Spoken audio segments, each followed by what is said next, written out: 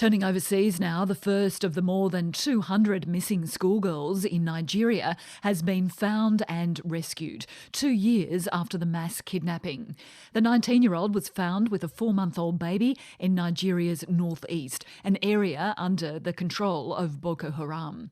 And while her rescuers raised hopes that the other girls might be found, some analysts fear that they won't be rescued alive. And Barker reports. There was joy and grief as Chibok community members reacted to news that one girl has been rescued after 2 years in captivity. Yes, her name is Amina Ali Darshakeki. Amina Nakeki was 17 when Boko Haram militants stormed into the boarding school at Chibok and kidnapped more than 200 schoolgirls. She was found on Tuesday wandering with a 4-month-old baby in a forest near the Cameroon border, an area under the control of Boko Haram. She was rescued by Nigerian soldiers working with a civilian vigilante group who've spent the past 2 years trying to find the girls. They also detained a suspected Boko Haram terrorist who claims to be the girl's husband. Olatunji Olarawanju from the activist group Bring Back Our Girls says the young woman will need considerable help dealing with the trauma. I expect that she will be traumatized, and I expect that she will need a lot of quick rehabilitation and support. Amina Nakeki, now 19, has been reunited with her mother and has spoken briefly to military authorities, but she's yet to give a full account of her life since the mass kidnapping. We don't have all the information about the circumstances, but they've been able to debrief her, get some information, and she has been handed over to the Nigerian military for further debriefing. What she has told authorities, says Olatunji Olarawanju, is that some of the 219 girls kidnapped have since died in captivity. The rest of the girls are alive and well and are holed up in Sambisa Forest under Boko Haram fortification.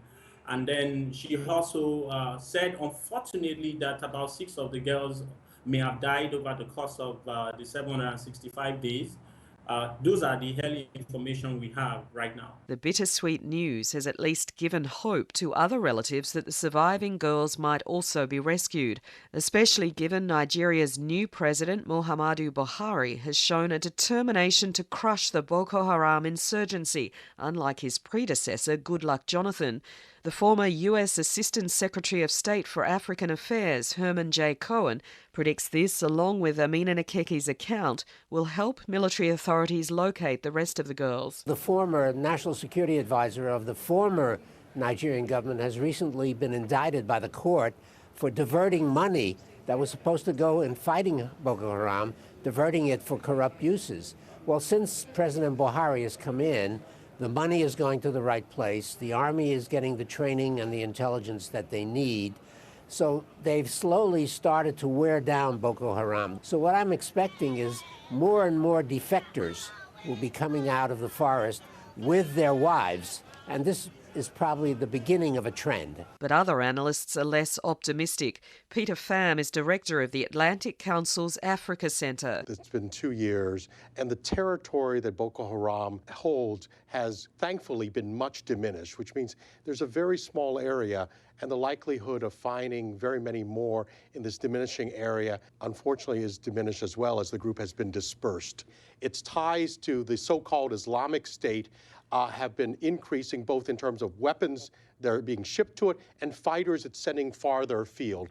And so it's also growing more virulent and more dangerous. And 219 schoolgirls are just a fraction of those who've had their lives stolen by Boko Haram. The terrorist group has kidnapped thousands more Nigerian girls and women to become unwilling brides or even suicide bombers, and forcibly conscripted thousands of young men and boys into its cause. Anne Barker reporting.